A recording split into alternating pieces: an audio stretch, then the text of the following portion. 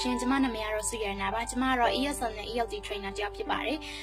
ဟိုအရင်တော့ငါ catenation နဲ့ပတ်သက်ပြီးတော့သင်ခန်းစာလေးတင်ပေးတဲ့အချိန်မှာတုံ့ပြန်မှုတွေအရန်ရခဲ့တဲ့အတွက်ကြောင့်မလို့အရန်ဝမ်းသာရပါတယ် kinetic speech နဲ့ပတ်သက်ပြီးတော့လည်းမိခွန်းနေမေးလာတာတွေ့ရပါတယ်အဲ့ဒီအတွက်ကြောင့်မလို့ဒီဗီဒီယိုမှာ kinetic speech တွေကအစိပ်ပိုင်းတစ်ခုဖြစ်တဲ့ intrusion အကြောင်းကိုအနည်းငယ်ပြပေးသွားမှာဖြစ်ပါတယ် intrusion မှာဆိုလို့ရှိရင်တော့အတန်၃မျိုးရှိပါတယ်သူတို့ကတော့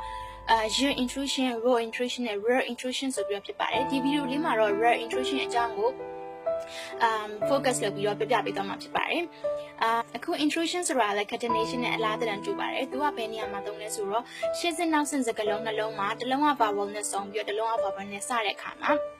glottal stop လို့ခေါ်တဲ့ရက်တန်တန်ကိုမသုံးဘဲနဲ့ rare ဆိုတဲ့အတန်လေးတစ်ခုထည့်ဖက်လိုက်တာကိုပြောပါတယ်ဥပမာဆိုလို့ရှိရင်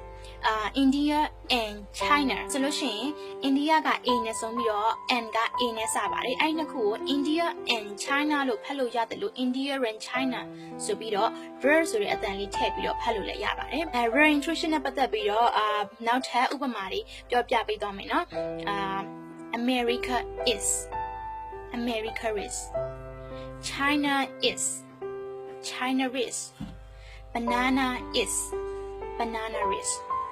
အခုဆိုလို့ရှိရင် rare intrusion နဲ့ပတ်သက်ပြီးတော့ဘုဟုတ္တလေးတွေဝေမျှလို့ပြီးသွားပါအလုံးမဲ့သဘောပေါက်နားလည်မယ်လို့ပြောလင်းပါတယ် rare intrusion ကိုဘယ်နေရာမှာသုံးရမလဲမသိလို့ရှိရင်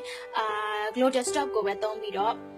ပြောဆိုလို့ရပါတယ်အင်္ဂလိပ်စကားပြောတဲ့နိုင်ငံတွေမှာလည်းနေရာနဲ့ဒေသပေါ်မူတည်ပြီးတော့ intrusion နဲ့ glottal stop ထွက်ပုံချင်းကွာခြားနိုင်ပါတယ်အဲ့တော့ကိုအဆင်ပြေတယ်လို့ပဲပြောဆိုနိုင်ပါတယ်အကယ်၍မရှင်းနေတာရှိလို့ရှိရင်ဒီဗီဒီယိုအောက်မှာ comment ရေးပြီးတော့မေးထားခဲ့လို့ရပါတယ်ကျေးဇူးတင်ပါတယ်ရှင် bye bye